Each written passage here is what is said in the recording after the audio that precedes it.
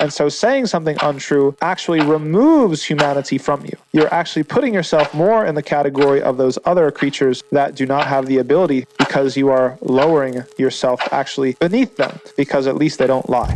Next, Rawal Asfahani has a chapter about truthfulness and falsehood. And truthfulness deserves to be praised, and falsehood actually deserves to be blamed. We'll see there's some exceptions to that. Truthfulness, he says, is the foundation of everything that is praiseworthy. And this is based on the hadith of the Prophet ﷺ. He said that truthfulness leads to piety. And he also said the opposite, that lying leads to sin. The pillar of prophethood and the idea of hujjah, of conclusive proof upon a people or an individual, it all hinges on truthfulness. Truthfulness of the revelation, the truthfulness of the messenger, and being able to trust both the messenger and the message. The result of this is piety. Okay, being truthful leads you to piety. And without this truthfulness, there would be no such thing as the Sharia, because we wouldn't know what to trust. This is important for the feminists to keep in mind, as they tried to say that, for example, that the vast majority of Islamic scholarship is dominated by men, and so they were interpreting things according to the patriarchy, right? No, you've just done away with the entire Sharia, and that is not okay, nor is it logically sound. What matters is not the identity of a person, whether they're a male or a female. What matters is, were they truthful? It is a moral issue, and it's not an issue of identity, and so you cannot be tricked by that. So giving bayan, okay, like the ability to speak, is something that's distinctive to human beings, okay? The ability to be truthful, let's say, or the ability to not be truthful. A cat is not going to lie to you. They don't have that capacity. But human beings, because they have bayan, and this is something distinct to us, then it is possible to say something true, and it is also possible to say something that is untrue. And so saying something untrue actually removes humanity from you. You're actually putting yourself more in the category of those other creatures that do not have the ability, because you are lowering yourself actually beneath them, because at least they don't lie. And so that deals with the default situation. Obviously, the default is that truthfulness is praised. It's universally praised. Maybe the closest thing that we have to a universal value in the world is that truthfulness is good and that lying is bad. Are there any exceptions to that? Al-Asfahani, he says, yes, there are. Okay? There are certain situations in which lies are acceptable, and there are certain situations in which truth is unwelcome. As for acceptable lies, we have a hadith from the Prophet ﷺ about the ability to lie or fudge the truth for reconciliation. Okay, so you have two brothers that are fighting. They're not speaking to each other. You go to one of them. You say, your brother's really sorry about what he did. He wants to make up. And the person you're talking to says, what, really? You completely made it up. It's not true. But it can be a good thing, and it's acceptable within the Sharia to do this sort of thing if it's going to lead to sulh,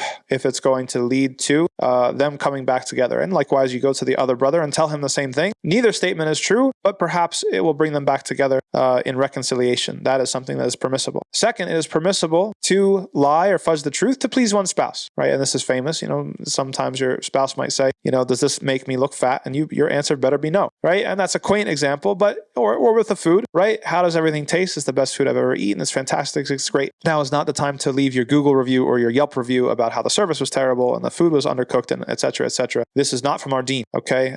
Pleasing one's spouse is worship, and so you should please your spouse even if you have to fudge the truth a little bit. And then finally, deception of war, and this is something the Prophet ﷺ said, and something that the Muslims practiced at the Battle of the Trench, the Battle of Al-Khandaq, right? When there was some deception going on, because in wartime, it's not that the ends justify the means, but it's that wartime is a time of deception. It's a time of intelligence and counterintelligence and spies and counter spies and things like that. And so that's the name of the game. Everybody understands that that's how war operates. So when is truth unwelcome? Well, backbiting. Backbiting is unwelcome truth. The Prophet ﷺ forbid backbiting, talking about people negatively behind their backs. And he was asked specifically by the companion. He said, what if what I say is true? And the Prophet ﷺ responded, if what you said is true, then that is exactly what backbiting is. If it had been false, then that would have been slander, and that is something that is even worse. And the second time in which the truth might be unwelcome is when you are going to expose somebody unnecessarily. The reputation of your fellow Muslims is sacred. The Prophet ﷺ said that all of a Muslim is sacred for another Muslim, and he included there his wealth, his blood, and his reputation. And so if you're going to expose something that's true about your neighbor, about your brother, about your father, about your whatever, he smells funny, or he clips his toenails in a weird way, or he does this weird thing, he sings in the shower and it's horrible, or a sin that he does in private that should not be announced, that should not be spread, it's not welcome, and it's not okay according to the Sharia.